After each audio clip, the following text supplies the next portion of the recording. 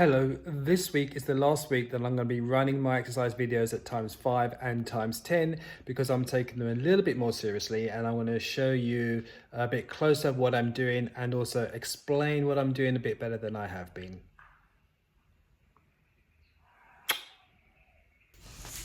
Sometimes when I start my workout, I don't always know what I'm going to be doing. I just know I want to get things moving and get things circulating. So I think what happened here was I thought I was going to start off with some shoulder presses and then realised that my wrists were too tight and I needed to loosen up my wrists. And sometimes that's just how my workouts go. I see how I feel, see what I feel like doing, and then work on the areas that need some kind of work as I go along, playing it by ear. So here I am stretching out my wrists, imagining air going into my wrist joints. A lot of work goes through the wrists, a lot of stress goes through wrists when you're doing most kind of workouts. So it's good to make sure that they are loose and feeling good. So now into the lower back stretch.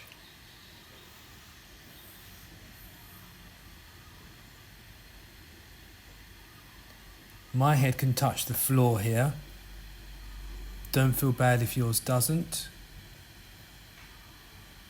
And if you need to open your knees to get deeper into that stretch, you can.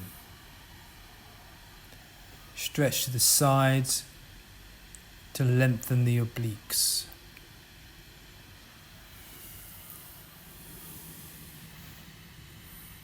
Strengthen the other side to strengthen the other oblique.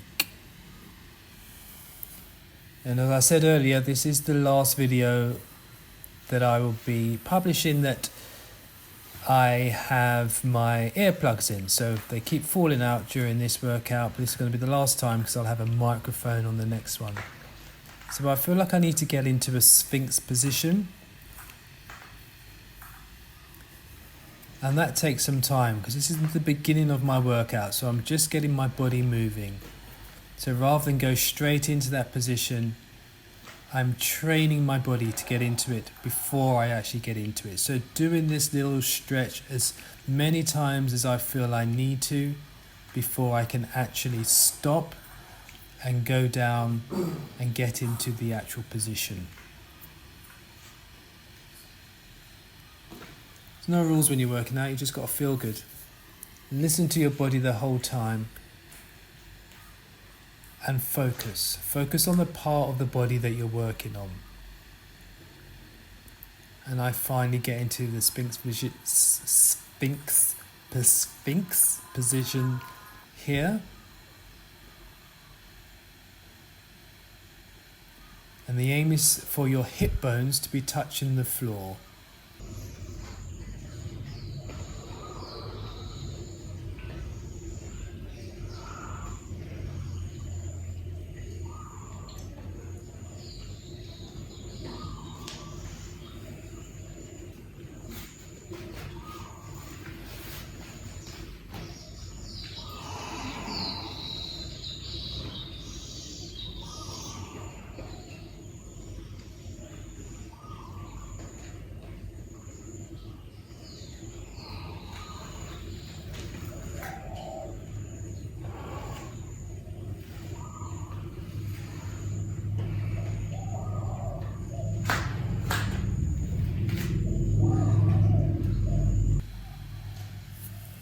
Downward facing dog. A yoga exercise good for physical and mental benefits. Not only does it strengthen the upper body, here as you can see, it also lengthens the hamstrings, the calves, straightens the spines, pretty good all-rounder. And it's said to improve circulation and stress. So it makes great sense that this is one of the yogi positions, yogi movements that they go to at the very beginning of their practice. And here I seem to really want to focus on strengthening my shoulder muscles.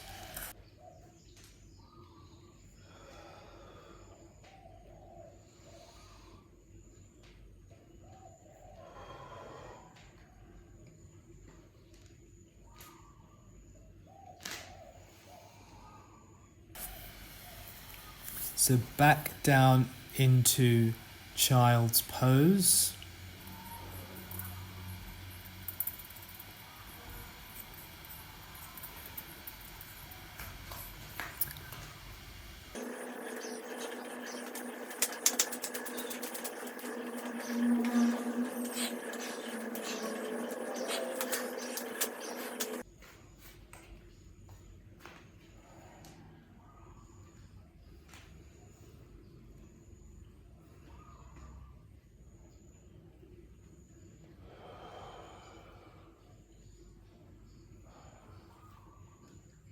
And a lunge, runner's lunge. Really good for opening up the hips.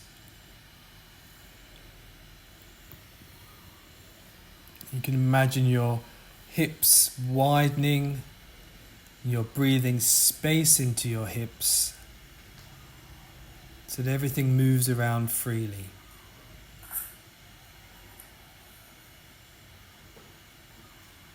Childhood pose, which is a place of relaxation.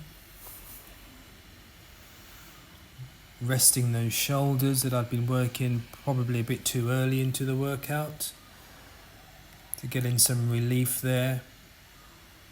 I have the luxury of being able to take time with my workouts and my warm-ups. So I really am able to just go with the feeling.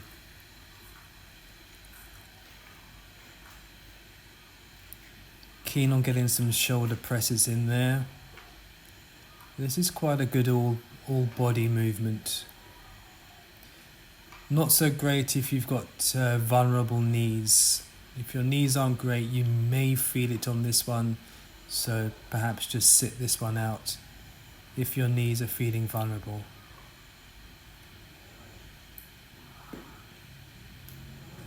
Remembering to take good breaths. Short breaths are not good breaths. Try to take them as deep as you can and as controlled as you can. And go back into the runner's lunge on the other side to open up the hip on the other side.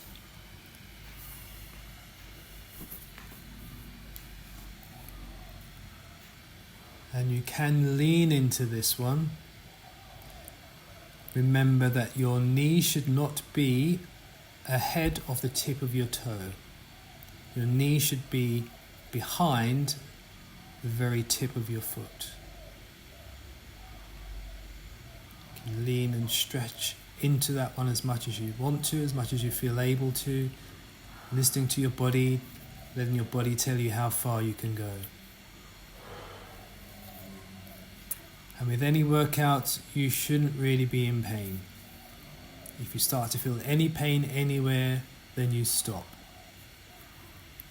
Push into discomfort is okay. Pain is not.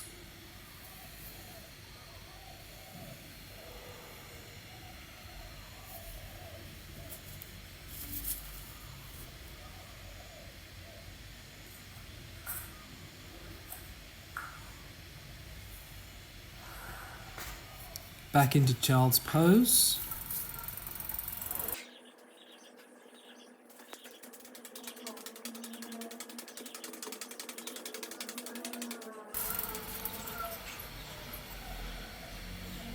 You don't need to see that in real time. And into tapping. Now I tap my face, my shoulders, my neck, mainly to improve circulation. Now this is an emotional freedom tapping,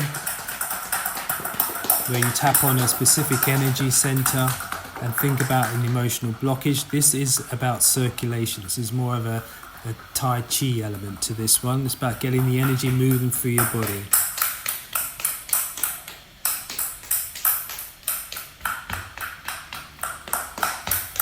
Stimulating circulation, removing blockages, and calming down your central nervous system.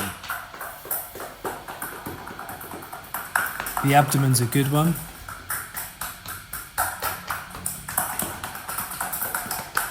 Your butt's a good one. The side of your neck's a really good one, but you're just improving the circulation throughout your body. You can do this at the start, you can do it in the middle, you can do it at the end. You can do it during the day, even if you're not exercising. If you've been sitting at a desk all day, stand up and do a bit of tapping, get that circulation moving again. Base of your feet, if you can manage that. Good entry point for the energies coming through the earth. Tapping at the base of your feet stimulates those nerve endings there to pick up the energy coming out of the earth. And imagine if you're doing this on grass, then you're really going to get it.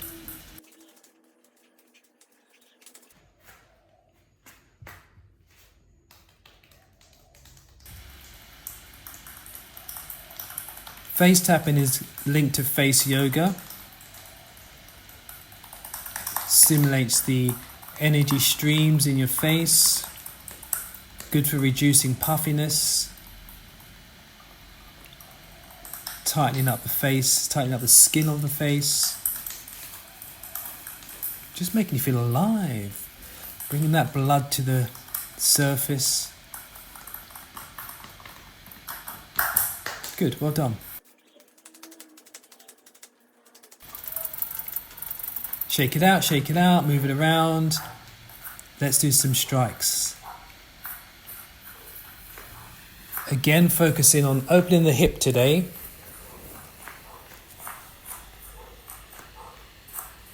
Self-explanatory strikes. And you're swinging the leg up.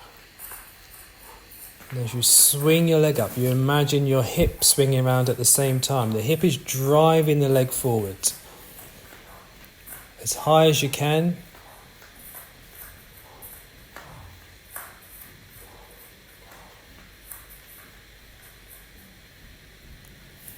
And I'm just stretching out my hamstrings, the back of the hamstrings and the back of my calves here. Do you feel that stretch on the calves as you go on tiptoe on the alternate foot to the foot that you're kicking? So just stretching out the back of the hamstrings and the calves. And moving in to the strike on the other side.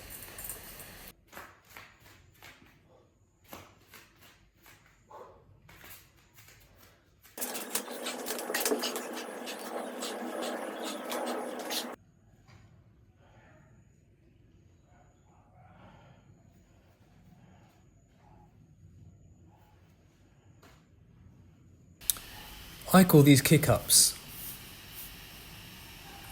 Now, if you have lower back problems, if you have some rigidity there, be careful. I'm not suggesting that this particular exercise is for everyone.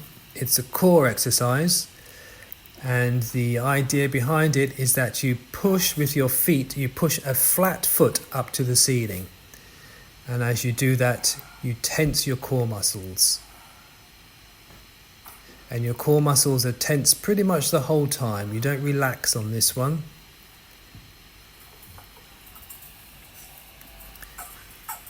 My wrists feel like they need a bit of loosening up there. Back into shoulder presses. Most of the exercises, most of the movements I do them in repetition.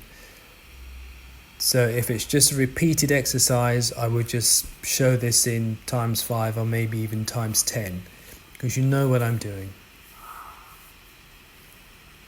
But as I say, the next videos will be pretty much all done in real time, and I'll try and keep them to half an hour. So the idea is that you will be familiar with some of the moves, so you won't have to be continually looking at the screen, and you'll just be able to get on with it. And I'll have a mic on me so that I can speak the movements.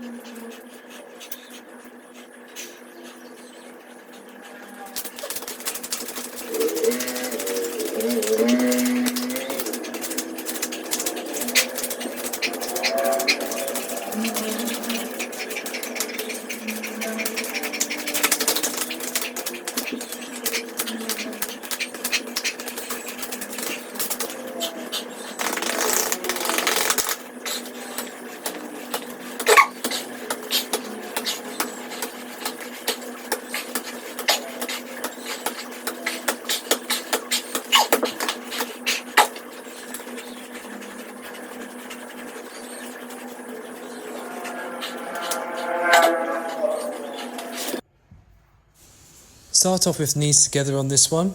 Bring both knees to one side and feel that stretch down the opposite side. Knees to the center, both knees down to the other side.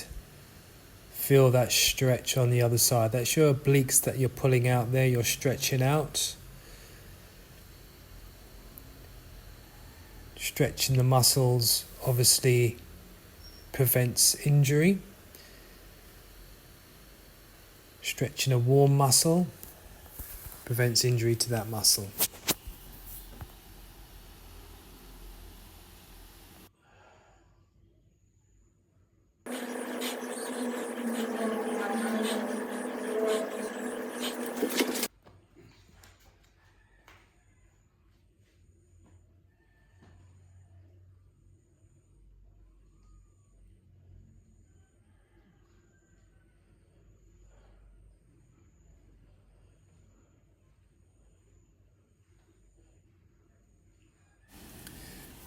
Now I'm going to go into some variations on a familiar exercise, the bicycle. Alternate knee to alternate elbow. This is a core exercise. Crunch in your core. I think it's also called a core crunch. There's another way of doing it by stretching out the leg. That's even a deeper exercise into your core muscle and a better stretch. Now I'm holding my head up here just to support my neck. That was a tough one.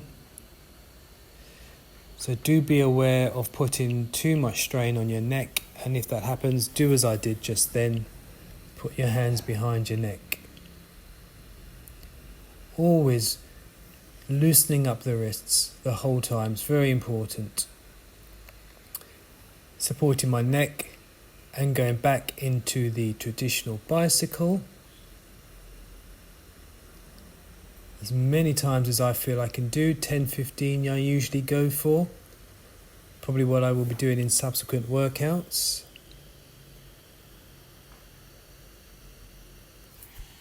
And then into the longer leg stretch bicycle.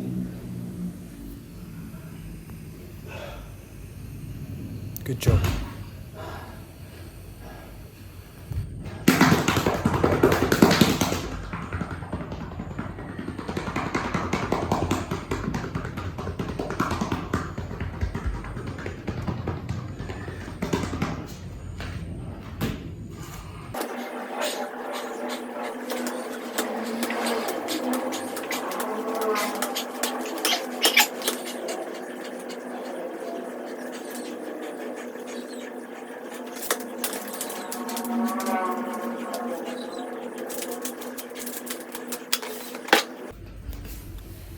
Don't you just love the view of the socket of my fan? I'll try and sort that out for the next video.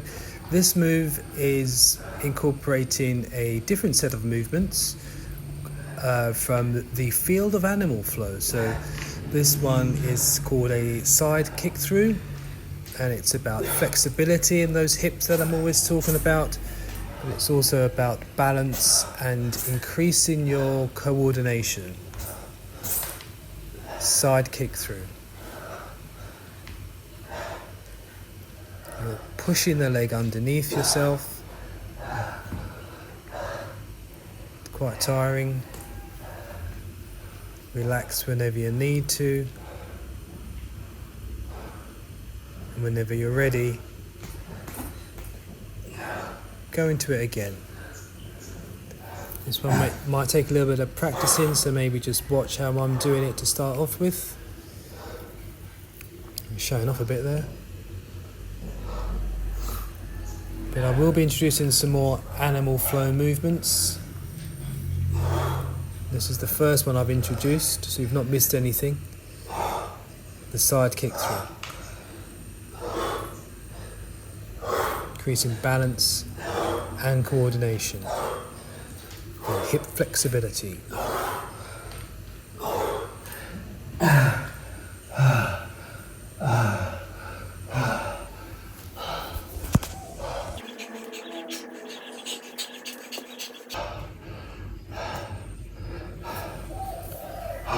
This one is for flexibility of the lower back.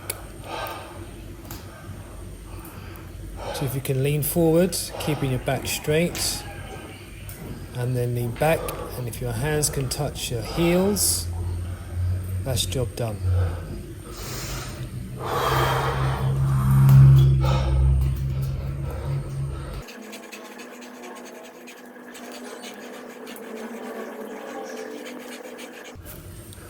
And that's it for this week. I'm just going to loosen up now, doing some full circles, bending at the hip. And if you followed this all the way through, you've probably done a good 20-minute workout. So well done, keep persevering. Thank you for watching. And if there are any issues, put something in the comments and I'll respond ASAP. Thank you very much. Bye.